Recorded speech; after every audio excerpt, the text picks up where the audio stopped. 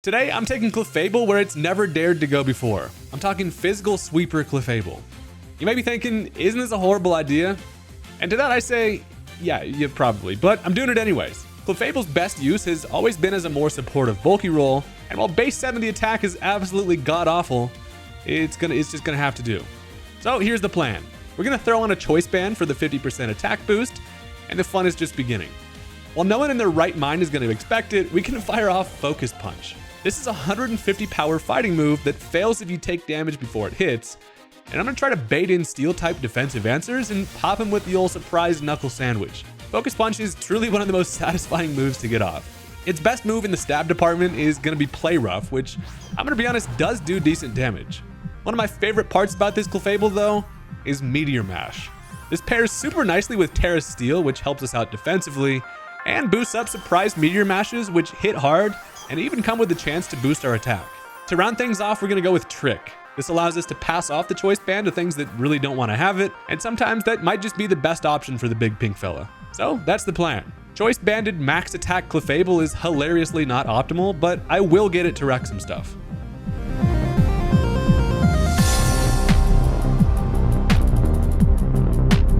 The haters said it couldn't be done. They said Clefable with its base 70 attack has absolutely no business using any physical attacks.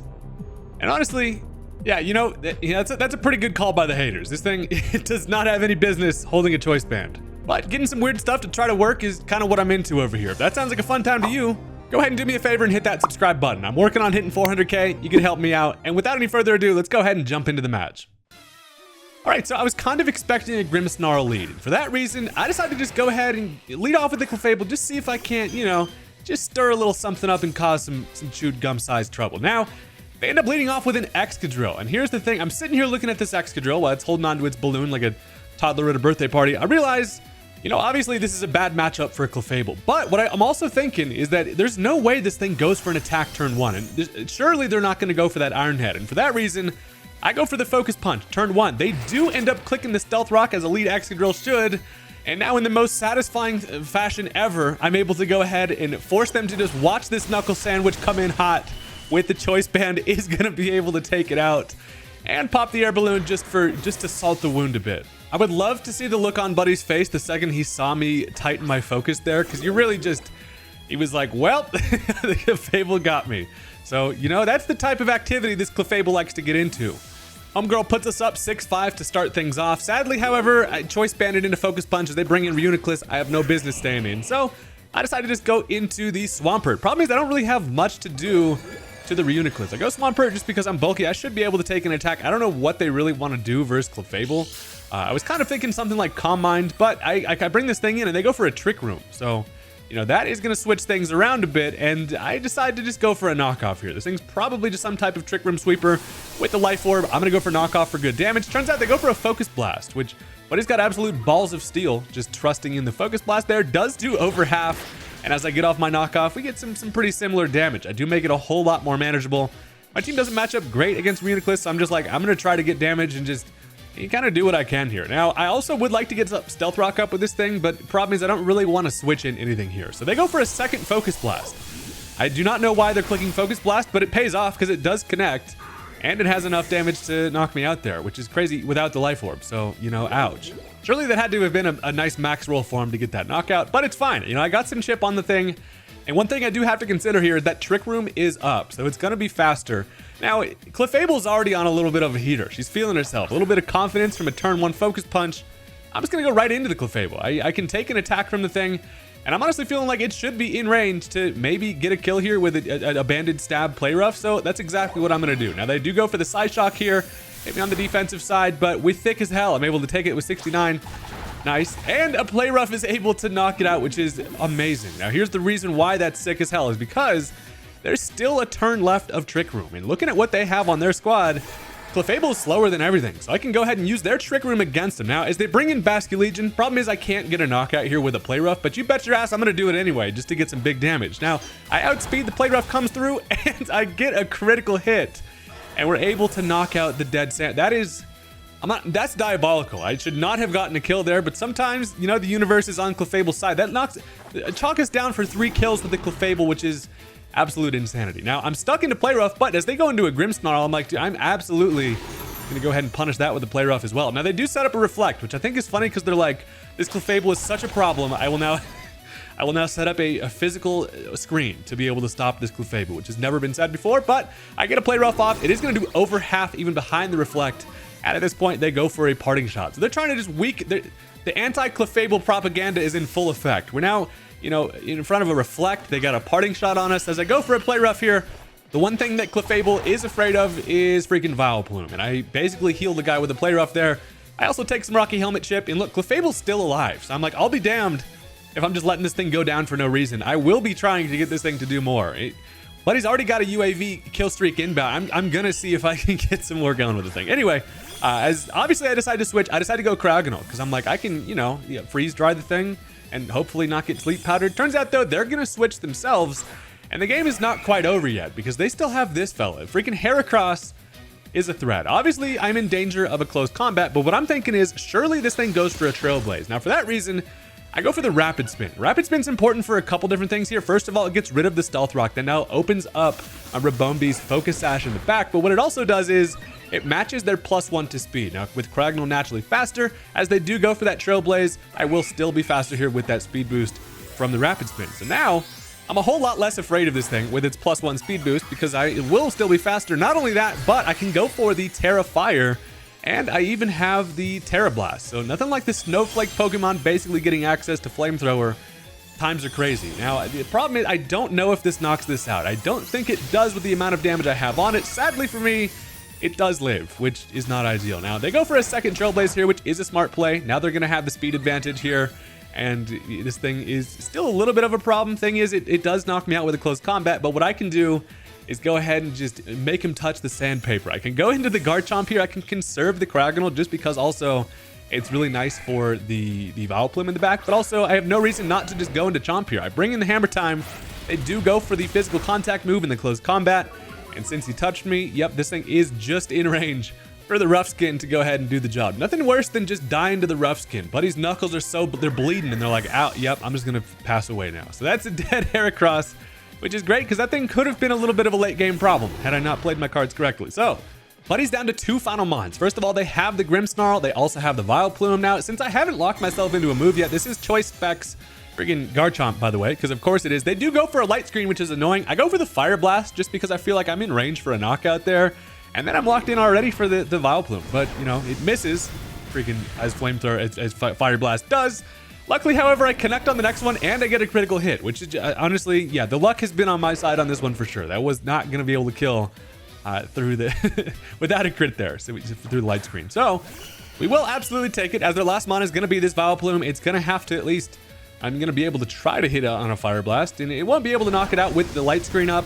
But I do connect, and you know, we get some chip there. I would love to be able to finish this thing off with Clefable. It just only feels right that Clefable finishes the job here. Now, they go for the Giga Drain, unfortunately. As it doesn't knock me out, it does give them some good health back. But I'm going to continue to Fire Blast. I do connect on another one. And I'm like, is that going to be in range for Clefable to freaking bring the W home? The job ain't finished. And just like Kobe, we are not pleased until the job is finished. So they do take me out with a Giga Drain. They get a little bit of health back, and I'm like, all right, well, there's no reason not to at least try our bad bitch Clefable out here. I will absolutely be going into this thing because if all else fails, I just have a fire type Cryogonal in the back. So I'm like, you know, that's fine. But you know, we bring in homegirl. She thick as a bullet, store-bought gravy. We can go for the Meteor Mash here as my biggest damage. I would love to have the Terra Steel. I go for it anyway though, and it lives with like 2 HP. Of course it does. That last Giga Drain on the Garchomp, put it in range to live that. So, you know, I also get Effect Spored and Rocky Helmeted. So, you know, if Clefable comes in here and just gets beat the hell up, but it was worth a try. It would have been really cool had I got that knockout. Just know that I only did that because I need Clefable to do as much as possible. I find myself in these battles where I'm highlighting a specific mon where I don't make the correct plays in the name of just trying to get the thing to do stuff. And that is a recurring theme in these videos. And, you know, that's honestly, it's kind of my downfall sometimes. Anyway, though, I can just go into the Cryogonal. I can threaten this thing with a Freeze Dry or a Terra Blast. They decide to head out, and that's going to be the end of the game. And honestly, just from the start, getting that Focus Blast off, this had to have been a Clefable. It was Clefable's day on this one. And that, shout out to the Fable. That was insane. So while getting physical Clefable to do anything like that in a match is an impossible feat, I will be trying again. That's going to bring us into game number 2. And look, if you've stuck around this far into the video, first of all, thanks. I appreciate you. Second of all, go ahead and hit that like button for me. I know you haven't clicked it. You're not fooling me today. So, go ahead and hit the button. With that, let's go ahead and jump into the next match. Hell yeah. All right, so this time my opponent is going to end up leading off with the Gardevoir. Comes out, legs poking through the dress, feeling a little scandalous. I decide to go with the Rotom Wash. Now, this thing is here to be fat and to be a slow pivot lead, right? But as I'm looking at this thing, I don't know what Gardevoir wants to do. I'm just going to throw, when in doubt, throw a Thunder Wave out. This Rotom Wash, while Rotom Wash is such an asshole Pokemon in general, this one specifically is here to try to cripple things and open the door for potentially Clefable to do stuff. So I go for the turn 1 Thunder Wave, which honestly is rude. I shouldn't have done that. Karma will get me for that one, but I do Thunder Wave on a Meowscarada switch in, so I'm like, that it feels pretty good. Now I can Volt Switch knowing that I'm going to be faster, barring, I guess, if this thing was Scarf, so that was a little bit of a risky maneuver. I do get some chip though, and I get the Volt Switch off. Now there's a chance this thing just gets fully paralyzed, and as I'm looking at it, they probably just Flower Trick. Nothing on my team really wants to switch into that. So I'm like, whatever, I'm just going to go into Clefable now. They do get fully paralyzed, and now the plan is fully coming together. So here's the thing. There's about a 90% chance that this thing switches out on Clefable. So looking at what they have to switch in, I have to try to make a play accordingly. Now, I almost went for Focus Punch expecting Lucario. Instead, I go for the Play Rough. Now, they do switch into the Lucario, and as I get a Play Rough off, it doesn't quite knock it out, and I'm beating myself up. I thought the Focus Punch would have been too risky early on, but I should have done it. I should have clicked it. I didn't do it. I do get some big damage there with the Play Rough, though, so that's kind of fine. Now, I really kind of thought they would go something like a Azumarill, so I was like, I don't know if I want to Focus Punch that. I should have clicked it. I didn't click it. Moral of the story, it's fine. Now, as I bring in the Swampert here, just because I can take any attack really from a Lucario, I would like to get up my Stealth Rock here, and also Swampert kind of puts this thing on a bit of a back against the wall situation where it can't really stay in, and so I could potentially flip turn. I do want to try to prioritize getting up my rocks though to try to punish some switches. So they do switch out. Lucario is now basically in range for anything to knock it out. Shout out to Thicky Clefable for handling that. Now, as I go for the Stealth Rock here, they just go back to Meowscarada, and it's gonna be a little bit of a game of cat and mouse here. Kind of literally, I guess, if Swampert was a mouse. But I get some leftovers, and Swampert's at full health. And sadly, I do have to hard switch here. The sad thing is, paralyzed Meowscarada is still faster than Swampert, so I'm forced to switch out. I just have to go into Garchomp just to kind of see what this thing wants to do. I'm like, you know what, Chomp is pretty bulky. I can take an attack. They go for the Giga Drain. Turns out to be special attacking Meowscarada, which I do respect the creativity. Now, Giga Drain is fine. The only thing is it doesn't take any rough skin. But now, I'm pretty much free to go ahead and start blasting. For some reason today, Garchomp just feels like going for Fire Blast, and they always miss when you need it to hit, and that's kind of how it goes. I miss it, which sucks ass. They go for another Giga Drain though, so they just stay in and get back to full health. Now the thing is, I've showed my hand, right? They know I'm gonna go for a Fire Blast, so I gotta try to make a little bit of a play here. I'm expecting them fully. If they know I'm gonna Fire Blast, they're gonna go Azumarill. There's no reason for them not to switch into Azumarill here. So what I can do is bring in the Rotom Wash, anticipating that matchup. And thankfully, they do end up switching. So it would have been bad had that thing just stayed in and gone for another Giga Drain, but they do switch, they do bring in the Azumarill, and we've got the matchup we're looking for here. So, as I'm almost anticipating this thing to go for a Terra and a Belly Drum, I know they probably won't do that, just knowing that I could Will-O-Wisp it. So, I go for the Volt Switch. It's honestly a good cover play if they stay in or they switch. They do end up swapping out. And as they bring in Gallade with his young Blade Arms, we are going to be able to grab ourselves a matchup. The strong point of this team, right, is kind of slow pivoters. I have Volt Switch with both of my bulky waters are pivoters, actually. I have the Swampert with the Flip Turn, Volt Switch, Rotom Wash, and now I can get myself a matchup. Now, the best part is Clefable really enjoys those slow pivots to be able to grab matchups here. And while they do know that I'm a physical attacking Clefable, they're probably confused as hell on that, but I'm just going to go for another Play Rough. I know that Lucario can no longer switch into this. Azumarill is going to take some big damage from it. I'm just going to go ahead and just start throwing. Sometimes Clefable's best off just going for stab damage. So they do switch into the Azumarill here. This is where the Stealth Rocks are important, slowly whittling things down. I almost get the satisfying knockout, but here's the thing. Clefable is a little bit faster than a non-invested Azumarill, which Azumarill is not generally going to be having any speed EVs. I'm able to outspeed and finish it with another Play Rough. Shout out to the Play Rough for not missing there. Now, sadly, as I'm locked into Play Rough here, they go Gardevoir. And while I'm not necessarily afraid of Gardevoir, what I really want to do is get that thing with a Meteor Mash. So I decide I'm going to go ahead and switch out here. I can bring in Rotom Wash, just as kind of a thick body to just bring in here.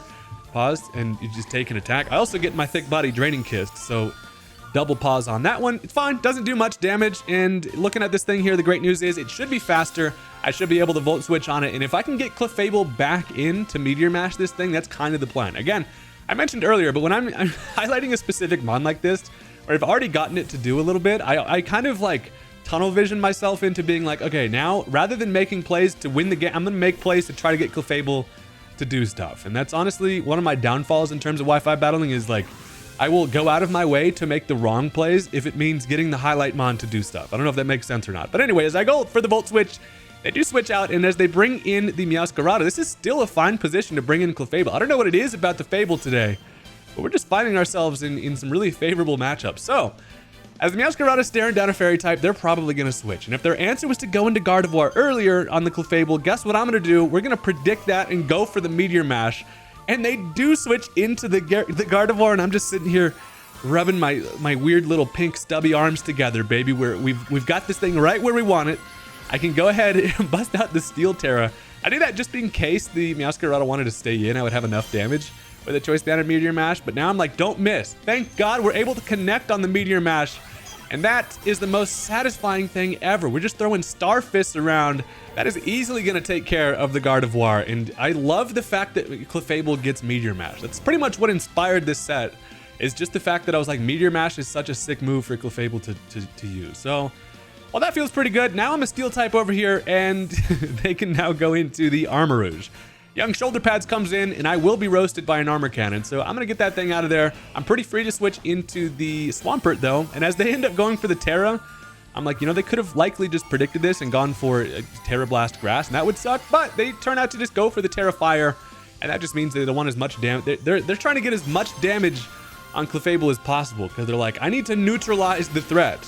And somehow the banded Clefable is the threat in this situation, which is hilarious. Now, they go for that Armor Cannon with the Terra Boost. Is not even going to be able to do very much to the Swampert. That is why we love the bulky Swampert. We're over here just glistening in the moonlight and just not worrying about attacks out here. So even after some leftovers, I'm feeling pretty nice. Now, as much as I would love to just pop an attack here, I'm going to flip turn again. I will be down. Surely they're going to switch. I have the upper hand in this match a lot because of these pivots, right?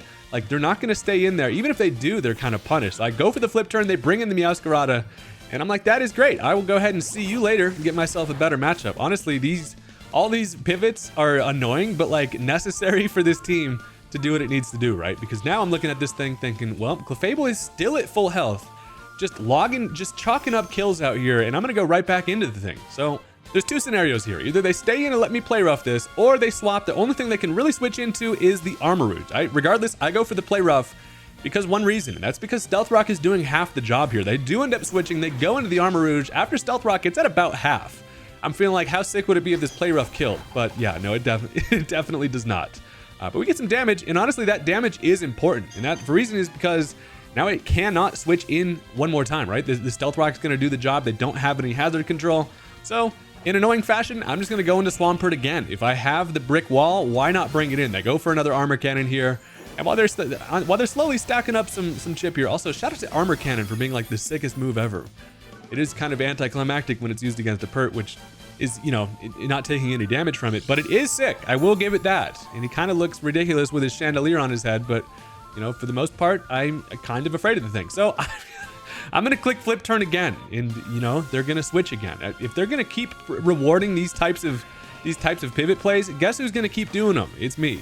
They end up going into the Meowscarada here. Now, the sad part is I'm thinking, I hope this flip turn doesn't kill, because it would be sick to bring in Clefable again, but it does knock it out. And that actually puts me a little bit on the back foot here, because now I'm like, well, I flip turn on the knockout, so now whatever I go into, they can get a matchup accordingly, but it should be fine, because as I'm looking at what I've got left, as much as I want Clefable to pop off, I'm looking at this thinking, here's their final mons are going to be Lucario, who's nearly dead, along with the Gallade and the Armarouge. So I'm like, you know what? I can just go Rabombi here. I have the Focus Sash still intact, and I'm going to be faster than everything they've got, and I should honestly just be able to finish it off with the little bee. So I'm just going to go ahead and fire a Moonblast off at Buddy.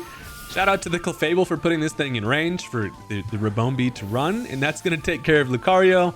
And I think at least Armarouge can't really switch in once more, but they decide now to just go into Gallade, which this thing also has considerable chip on it and a super effective Moonblast even without any Quiver Dancing. That is going to be able to take care of this thing. Ribombee with our crazy ass speed is coming in clutch for the late game. And now Fidomon gonna be the Armarouge. And he's like, hey everybody, how is it going? I hope there's no rocks I step on, and it digs right into him, and that's gonna take it out. So that is gonna be the end of the game on that one. And that was just kind of a ridiculous favorable matchup where I was able to make things work. And you know, at least Clefable did log some knockouts. So we will absolutely take it. A Meteor Mash kill is a big dub for the Big Pink. Now, you may be thinking that the Big Pink is done, and that's where I say you would be incorrect on that. We're going to see, we're going to go into one more, just because literally, why the hell not? Let's get into it.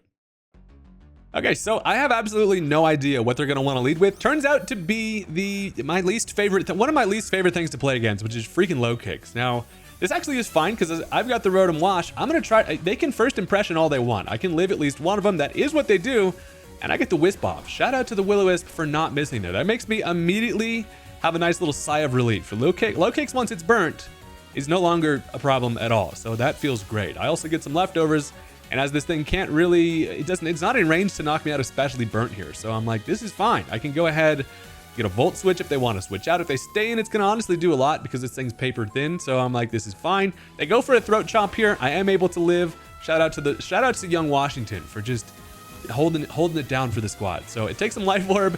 And then a Volt Switch actually puts it right in range for this burn to knock it out on the next turn. The bad thing is, though, with that, I now have to go into them on, and then as they'll, you know, just die, they can then get a matchup. I'm like, whatever, I can go Swampert. They don't have an easy grass type to switch into, and the burn just finishes the job. So that is one way to ensure that a low kicks does not terrorize you with priority freaking first impressions all day. So, well, that feels good. Now they can go into their answer, which is going to end up being the Tornadus. And this thing comes in, and I don't know what exactly it wants to do, but I'm going to click Stealth Rock anyway, because, you know, why not get the old rocks up? It turns out they go for a knockoff, going to get rid of my leftovers. That basically just allows me to set up my rocks for free. And that honestly still feels like a pretty beneficial turn. So here's the thing. I'm also like, I don't really want to switch into this. Swampert is not really that afraid. So as they go for a Bleak Wind Storm, it misses, as Bleak Wind often does. We get the lucky end on that. I go for a knockoff of my own, and I knock off their boots. I like, you will not be wearing your boots today. So, you know, that's actually nice. Now as it goes for a U-turn, it's going to have to switch back into Stealth Rock Chip, and now it's going to be like honestly pretty crippled. So that's fine. And the best part is, as they go for their own pivot, I pivot myself. And this is why slow flip turn is amazing, because as they go for the fast U-turn, I see what they bring in. I get some damage off on a Porygon 2. Not only that, but I can now bring in whatever I want. One thing about Porygon 2 is it's an incredible menace because of its freaking item Eviolite. So what I'm going to do is, while Clefable mostly today has been getting off damage with its Choice Band, my best use in this matchup would be to go ahead and trick it my Choice Band. As much as I wanted a Focus Punch, I'm like, no. I should go for the trick here, because a Choice Banded Porygon 2 is an easily killable Porygon 2. I give it a Choice Band, I steal its Eviolite, and the funniest part is they go for a Recover. So now they're just stuck in Recover, and they're like, well, sweet Jesus. Now that puts me in a spot where I'm free to click a Focus Punch here, and that would be sick as hell, but Homeboy has absolutely seen enough. So they just decide to head out, which is annoying, but also kind of hilarious that Clefable once again has made people rage. And that, ladies and gentlemen, is gonna do it for today's vid. Choice Band Clefable's a threat. You will be putting respect on the Big Pink, and if you don't, you're gonna catch a stray Focus Punch. Anyway, thank you guys very much for watching. I appreciate all the support, and I will see you guys next time. Peace out.